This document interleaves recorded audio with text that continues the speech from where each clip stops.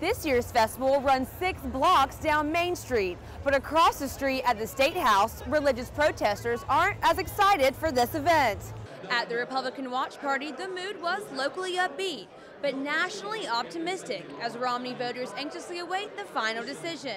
But with the race being closer than expected, will Republicans get the answer they are hoping for? I tried contacting lawmakers here in South Carolina to get their opinion on this issue. I contacted everyone from state legislators, Attorney General's office, Lexington, Richland, and Columbia Police Department, and the Department of Drug and Alcohol Abuse Services. All denied comment. We might be here a while, but it's going to be close. And it's going to be a fun election to watch and see the results roll in. It was a night of excitement and anticipation as Romney supporters gathered at Jillian's in the Vista to watch what they hoped would be a win for the Republican Party. South Carolina Chairman Chad Conley was confident. We believe Mitt Romney will be the next president. So we feel good about it, but we're in that stage of everybody's worked so hard, we're worn out, but we're excited and optimistic for the night. South Carolina Executive Director Matt Moore says the two candidates could not have run more different campaigns. Governor Romney's been positive, is positive focused. He's got a vision and a plan for America to help us restore that economy we should have. As the night progressed, Romney supporters kept a close watch on the electoral count. It's hard, well, especially when you're a student, and then now all of a sudden the most important election that our generation faces is down to the haywire. I mean, every single vote makes a difference in every single state. At the Republican Watch Party, the mood was locally upbeat, but nationally optimistic as Romney voters anxiously await the final decision. But with the race being closer than expected, will Republicans get the answer they are hoping for? But as the night went on, the Republican Watch Party slowly met disappointment. Finally, word came in that President Obama won Ohio, and it didn't go over so well. It was a night of bitter results. But it's going to be a time of reflection for the party, and we'll learn from this and hopefully come back stronger in 2016. For Republicans, the party was over, but hoping their party makes a comeback in the next election. Jamie Hicks, Carolina News. More than 15,000 people from all walks of life took to the streets to take a stand on equal rights. I see a lot of love in this street today, and I see a lot of support and positive energy. After the parade, everyone gathered on Main Street to enjoy a day of live entertainment with family and friends. Patio Furniture is a comedian drag queen who has been entertaining crowds for the past 10 years and believes events like this can truly make a difference. You know, whether you're single or married or coupled, whether you date boys or girls or whatever you choose to show your love, it's here on Main Street, and I think to me that's the biggest part. In a state which is more conservative than it is liberal, a pride parade might seem out of the ordinary. I absolutely love that South Carolina has a pride. You wouldn't think that being in this small little town, Columbia, South Carolina, that we would even have a pride, and this thing is ginormous. This year's festival runs 6 blocks down Main Street, but across the street at the State House, religious protesters aren't as excited for this event. This is a local vocal voice against same-sex marriage. Stephen Williamson is a pastor at an Anabaptist church in Lexington. He traveled to this event with over 100 members of his congregation to protest against same-sex marriage. What they are doing and their lifestyle and the way they live is neither holy nor godly. It is an immoral sin. It is a disgusting sin. It is a sin against society and against mankind. 50 years ago, race mixing was communism. So I just feel like in 50 years' time from now, our children are going to look back and be like, who were these odd, strange, hateful people? But for now, that divided line is clearly drawn, especially in the streets of Columbia. Jamie Hicks, Carolina News.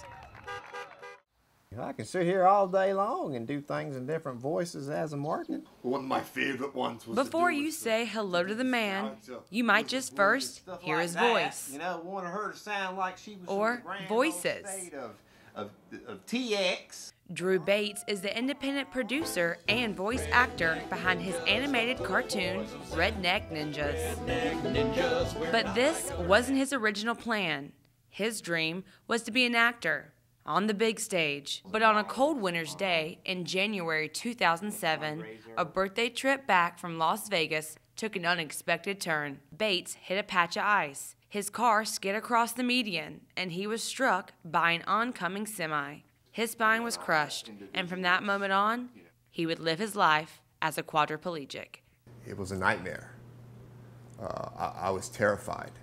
And it took about 3 months, honestly. I guess I was in a state of denial before the word quadriplegia sunk in. Bates' first thought, his acting career was over, but Bates decided to not let his disability ground him. And although he could no longer act on a stage, his voice became his new passion. I got to make the best of it.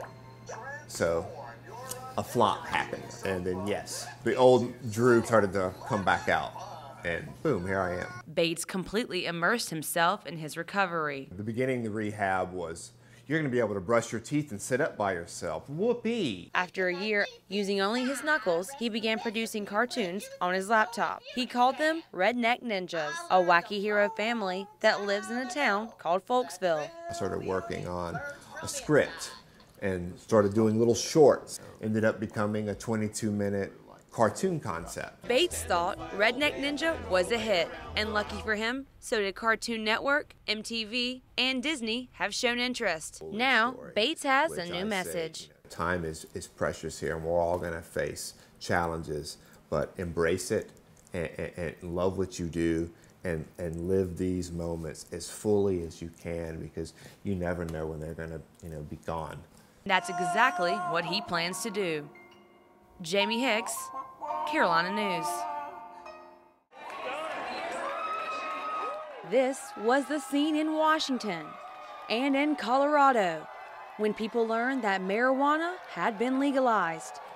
Pot users had high hopes for the vote and were overcome with joy when the final decision was announced. This was a huge victory for NORML, an initiative they have pushed for decades.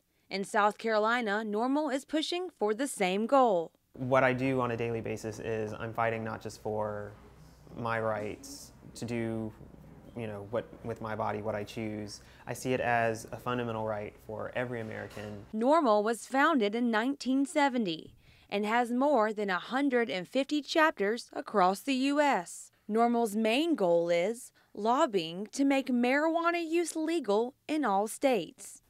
Columbia's NORML chapter holds a meeting every month, but these meetings are not what you think. It's not an excuse for people to get together and get high, which is what a lot of people think when they first join the organization. Borders said he was not surprised that Colorado and Washington voted to legalize marijuana, and he hopes the same law was passed in South Carolina. Well, locally, I think that the people are ready, but our politicians don't see it that way. The politicians here are just so used to seeing marijuana illegal, used to seeing it as it's something you just don't do. I tried contacting lawmakers here in South Carolina to get their opinion on this issue.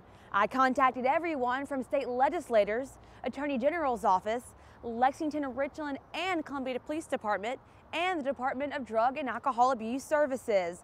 All denied comment. Over the years, American attitudes have evolved about the legalization of marijuana. Back in the 1970s, that idea was unheard of.